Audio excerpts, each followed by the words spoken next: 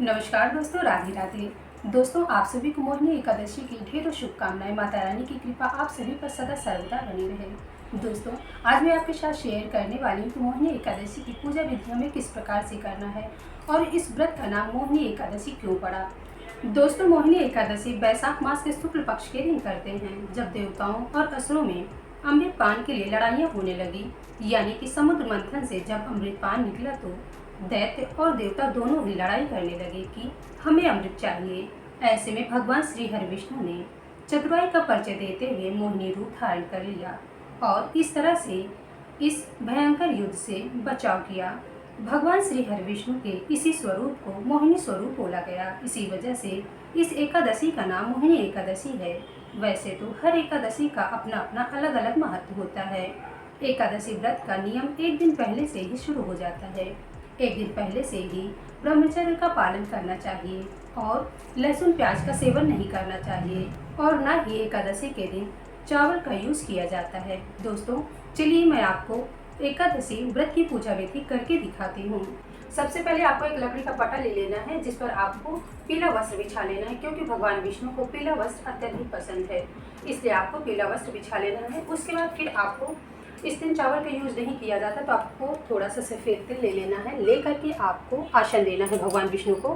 तो इस तरह से आपको आसन दे देना है। उसके बाद थोड़ा सा तिल लेना है, ले करके आपको दीप को आसन दे देना है और गणेश जी को आसन दे देना है। यदि आप मंदिर में पूजा कर रहे हैं तो आपको गणेश जी को ना विराजमान करें। अगर आप घर में कर रहे हैं, मतलब बाहर कर रहे हैं कहीं पे, तो आपको विराजमान कर दें। जहाँ आप चौके लगाएं वहाँ पे आपको गणेश जी को विराजमान कर देना।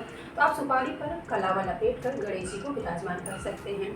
उसके बाद फिर आप एक दीवा ले लीजिए, थोड़ा सा तेल डालकर आप उसको विराजमान कर दीजिए। और आपके पास जो एकादशी के व्रत की बुक है उसको भी आपको अपनी पूजा के पास ऐसे रख लेना है। फिर आपको सबको स्नान करा देना है।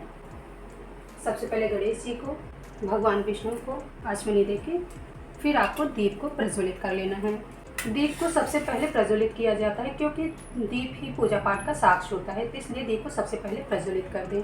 सबको वस्त्र स्वरूप कलावा अर्पित कर देना। सबसे पहले गणेश जी को ऐसे अर्पित कर दीजिए वस्त्र स्वरूप कलावा, फिर भगवान विष्णु को और दीप को। उसके बाद सबको फूल अर्पित कर दीजिए। सबसे पहले गणेश जी को और इधर आपको विष्णु भगवान को। जो भी आपके पास माला हो आप उसको माला चढ़ा दीजिए भगवान विष्णु को। अगर आपके पास 2 जनेऊ है तो आप 2 जनेऊ, एक गणेश जी को पहना दीजिए और एक भगवान विष्णु को। अगर एक ही है तो आप भगवान विष्णु को एक पहना दीजिए बस, केवल। इस तरह से आपको एक गणेश जी को पहना देना है जनेऊ और एक भगवान विष्णु को।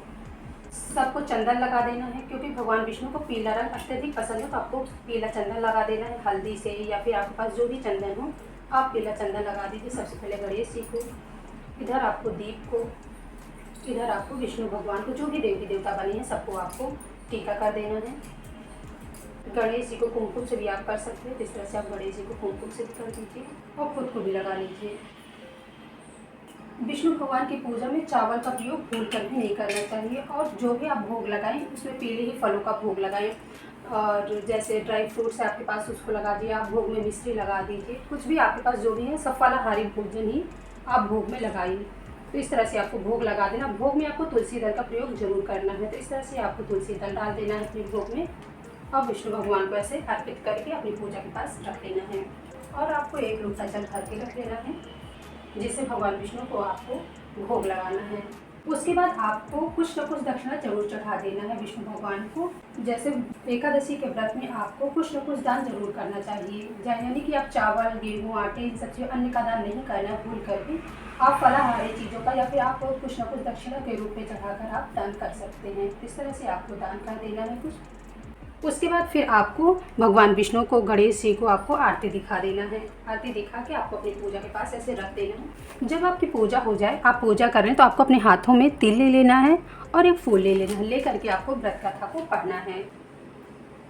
जब आपकी कथा हो जाए, आप व्रत कथा पढ़ लें विधि विधान से। उसके बाद फिर आपने जो हाथ में अपने तिल लिए हैं और फूल लिए हैं उसे भगवान विष्णु के चरणों में ऐसे चढ़ा देना है। अगर मैं व्रत कथा को पढ़ूंगी तो वीडियो बहुत लंबा हो जाएगा। इस व्रत कथा की बुक आपको लिंक में मिल जाएगा, तो आप उसमें से जाकर के पढ़ सकते हैं। जब आपकी व्रत कथा हो जाए फिर आपको आरती कर लेना है। सबसे पहले गणेश जी की, उसके बाद फिर आपको विष्णु भगवान की आरती कर लेना है।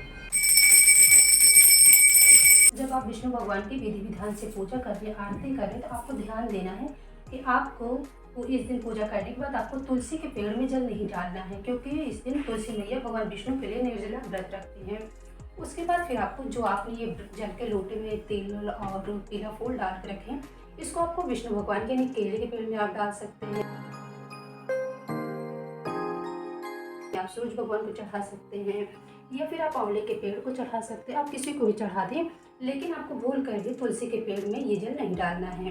तो दोस्तों, आपको ये वीडियो कैसे लगे? अगर वीडियो पसंद आई हो तो मेरे चैनल को लाइक करें, शेयर करें, सब्सक्राइब करें।